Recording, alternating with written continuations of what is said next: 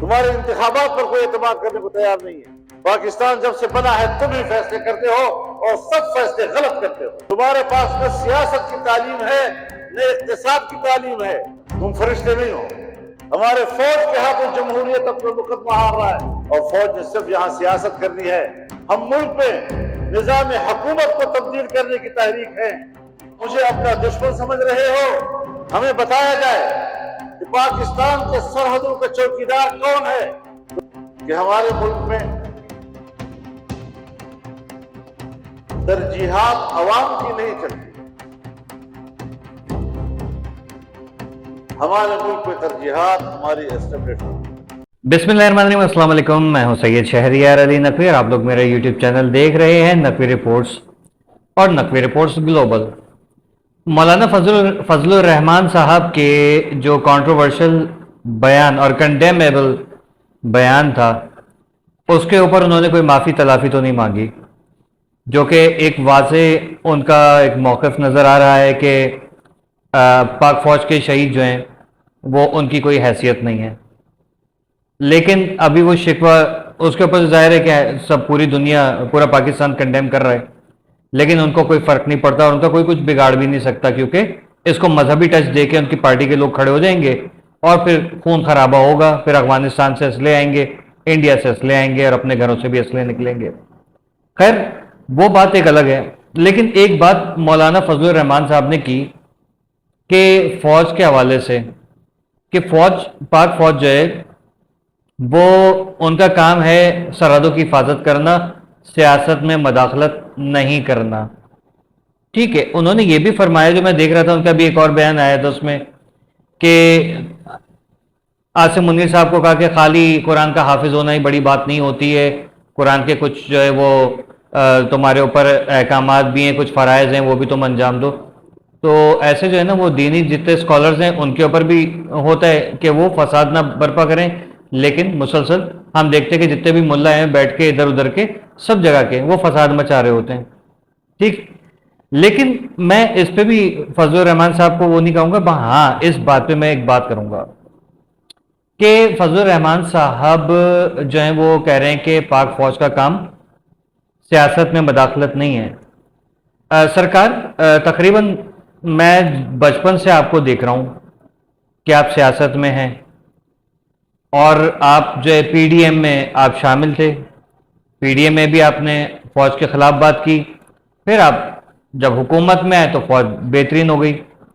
ابھی آپ فوج میں مطلب آپ حکومت میں نہیں ہیں، لیکن آپ جو ہے وہ فوج کے خلاف باتیں کر رہے ہیں. سیاست میں فوج کا کوئی کردار نہیں ہونا چاہیے، یہ تو ظاہر ہے کہ ایک بات ہے. لیکن میں یہاں پر اس چیز کو کنڈیم کروں گا کہ سر آپ ایک بات بتائیے کہ اتنے عرصے کے بعد آپ کو خیال آیا کہ فوج جو ہے وہ غلط ہے، فوج غلط کر رہی ہے. آج آپ کو ساری چیزیں نظر آ رہی ہیں. جب یہ کام اسٹارٹ ہوا تھا، پیپلز پارٹی ہو گئی، نون لیگ ہو گئی، آپ ہو گئے یا پی ٹی آئی ہو گئی جو بڑی جماعتیں اور جو اور جماعت اسلامی ہے وغیرہ وغیرہ، آپ لوگوں کو پتا تھا جب کہ یہ اگر بقول آپ لوگوں کے کہ فوج جو ہے وہ پراپرٹی ڈیلر بنی ہوئی ہے اور زراعت کے شعبے میں اور آئی پی پیز میں بھی اس کا جو ہے وہ ہے، پیٹرولیم میں بھی ہے، ہر جگہ پہ جو ہے وہ بزنس مین بنی ہوئی ہے، ایک کالونی بنی ہوئی ہے. اس وقت جب یہ اسٹارٹ ہو رہا تھا، پاکستان انیشل اسٹیجز پر تھا، تو آپ سب لوگوں نے اس وقت کیوں نہیں اس کو کنڈیم کیا؟ یا تو اس وقت یہ سب چیزیں نہیں تھیں، یا پھر آپ غلط تھے اس وقت، یا پھر آج غلط ہیں آپ. فوج کے اوپر میں دیکھ رہا ہوں کہ سب سے زیادہ ٹارگٹ کوئی بھی پارٹی اٹھ کے کھڑی ہو جاتی ہے، گلی محلوں میں نفرتیں پھیلائی جا رہی ہیں. تو وہ ہوتا ہے نا کہ دشمن کی ایک چال ہے ہمیشہ سے کہ جب کسی ملک کے اوپر حملہ کرنا ہوتا ہے تو وہاں کی فوج کے خلاف جو ہے وہ عوام کو کر دو. اور وہی میں دیکھ رہا ہوں مسلسل پیٹرن چل رہا ہے. پیپلز پارٹی آتی ہے، چاہے بے نظیر ہو، چاہے زرداری ہو، چاہے نواز شریف ہو سوری، چاہے عمران خان ہو، چاہے آپ ہو، ٹھیک ہے، یا اور کوئی ہو، ایم ڈبلیو ایم والے ہو بھلے سے. تو کوئی بھی اچانک سے اٹھ کے فوج کے خلاف کھڑا ہو جاتا ہے. یہ اتنے عرصے سے مطلب پہلے سے اس کو کیوں نہیں کنٹرول کیا گیا؟ اور آج بیانات دے کے اور باقاعدہ جلسے کیوں کر رہے ہیں؟ جلسے نہیں کریں، سیدھا سیدھا آصم منیر صاحب سے اور D G I S P صاحب سے ملاقات کریں اور ان کو باقاعدہ بیٹھائیے، دستخط کرائیں کہ سیاست میں آپ کا کوئی عمل دخل نہیں ہونا چاہیے. یہ ٹیلی ویژن پہ سوشل میڈیا پر آ کے اس طریقے سے بات کرتے ہیں، اس کا مطلب کیا ہے؟ کوئی اپنے مطالبات منوانا. ٹھیک ہے، کیونکہ سوشل میڈیا کے اوپر تھینک یو سوشل میڈیا کے اوپر جین زی بیٹھی ہوئی ہے. جین زی کے اندر عقل بہت کم لوگوں میں ہے، میں دیکھ رہا ہوں. ٹھیک ہے، تو ان کی آسانی سے برین واشنگ کی جائے گی، اور یہ سوشل میڈیا کا استعمال اسی طریقے سے کیا جا رہا ہے کہ افواج پاکستان کے خلاف جو جین زی کو کھڑا کر دو، کیونکہ بڑوں کی تو عمر نکل گئی ہے. ٹھیک ہے نا؟ اب جین زی جو ہے وہ یہ دیکھیں گے کہ یار میرے ابا اماں نے بھی یہ کہا، محلے والے بھی یہ کہہ رہے ہیں، مولوی صاحب کہہ رہے ہیں، عمران خان کہہ رہے ہیں، زرداری صاحب کہہ رہے ہیں، نواز شریف صاحب کہہ رہے ہیں، تو اس کا مطلب ہے کہ یہ فوج ہماری غلط ہے. ٹھیک ہے، تو پھر یہی ہوگا کہ صحیح ہے، پھر فوج کو آپ ہٹائیے، مل کے جائیں، بات کریں جائیے آصم منیر صاحب سے بات کریں، D G I S P سے بات کریں، پریس کانفرنس کریں ساتھ بیٹھ کے، اس میں وہ کہیں کہ ہاں بھائی ہم یہ طے کرتے ہیں کہ ہمارا سیاست میں کوئی لین دین نہیں ہوگا، اور کوئی بھی پاکستان کے اندر مسئلہ ہو جاتا ہے، اندرونی طور پہ سیاسی کوئی مسائل ہو جاتے ہیں یا کوئی ڈیزاسٹرز آ جاتے ہیں، کیونکہ فوج کا کام ڈیزاسٹرز نہیں ہے، ڈیزاسٹرز کور کرنا بھی نہیں ہے، یہ بات یاد رکھیے گا، لیکن ہماری فوج کرتی ہے. تو عاصم منیر صاحب اور D G I S P صاحب کہیں ہاں بھائی ٹھیک ہے، ہم نہیں انٹرفیئر کریں گے، ملک کے اندر اگر انفراسٹرکچر صحیح نہیں ہوگا، ہم دیکھیں گے حالات خراب ہیں تو ہم ٹیک اوور کریں گے. ٹھیک ہے، یہ سب چیزیں، اور ایک ٹائم لائن دے دیں آپ کے پاس، جب تک الیکشن نہیں ہو جاتے تب تک کا ٹائم ہے، ملک کے حالات صحیح کریں. ٹھیک ہے، آپ کہتے کہ نہیں یار وہ فوج جو ہے وہ وہاں پر خون خرابے کر رہی ہے، یہ کر رہی ہے. ابے فوجی جان دے رہے ہیں، آپ کے ہی دہشت گرد جو ہیں وہ وہاں پر، مطلب آپ کے ہمارے پاکستانی جو دہشت گرد ہیں اور افغانی اور بھارتی دہشت گرد ہیں، وہ لوگ مل کے ان کو ختم کر رہے ہیں، ان کی جانیں لے رہے ہیں.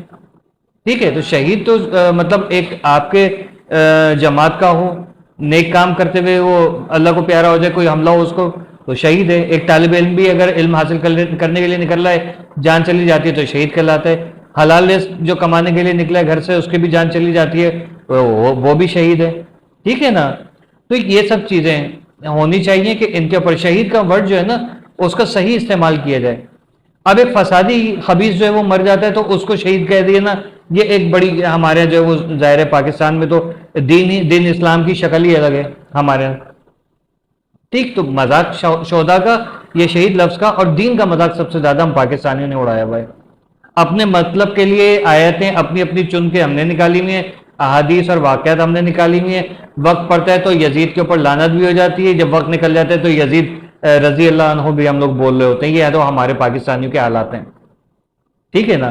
تو مقصد یہ ہے سمپل سا، افواج پاکستان کی گردن بہت پتلی ہے اور بہت آسان ہے ٹارگٹ کرنا ان کو، لیکن جب وہ ریٹیلیٹ کریں گے، وہ ری ایکشن دیں گے تو پھر کہیں گے دیکھا ہم تو کہہ رہے تھے یہ تو ہے.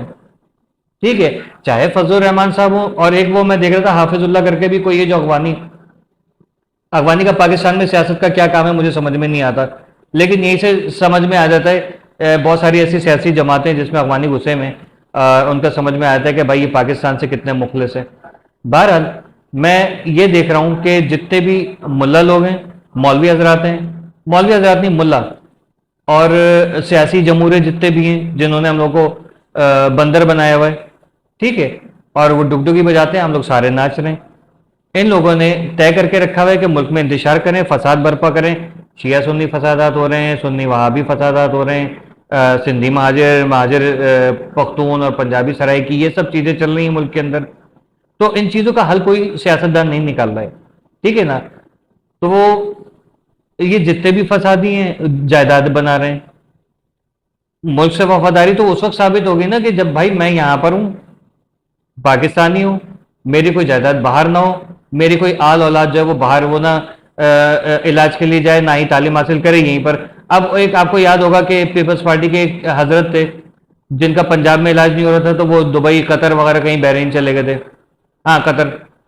تو اس کے اوپر شرجیل میمن صاحب کہہ رہے ہیں کہ نہیں نہیں وہ تو وہاں ہی تھے پہلے سے، وہ بندہ خود کہہ رہا ہے میں یہاں سے یہاں پر آیا علاج کے لیے، ٹھیک ہے، اور اس کو شاہ سے زیادہ شاہ کے وفادار۔ تو یہ حالات ہیں جب ہمارے سیاستدان ہی دوغلا پن کریں گے۔ اگر فوج نہیں ہوتی نا، انہوں نے کب کا پاکستان بیچ کے کھا جانا تھا سیاستدانوں نے۔ اس لیے میں کہتا ہوں فوج کا ہونا بہت ضروری ہے۔ اسٹیبلشمنٹ ہماری جو کر رہی ہے میں اس کے حق میں ہوں، میں بالکل فوج کے ساتھ ہوں۔ مجھے لوگ کہتے تم آئی ایس آئی کے ایجنٹ ہو، اللہ جو ہے وہ مجھے آئی ایس آئی کا ایجنٹ بنا دے۔ میں میرے لیے اس سے بڑے اعزاز کی کوئی بات نہیں ہوگی کہ میں میرے اوپر یہ لیبل لگے کہ میں اپنے فوج کا کوئی گمنام سپاہی ہوں۔ ہمارے نصیب کہاں ایسے۔ اللہ حافظ۔ پاکستان ہمیشہ زندہ باد، فسادی مردہ باد۔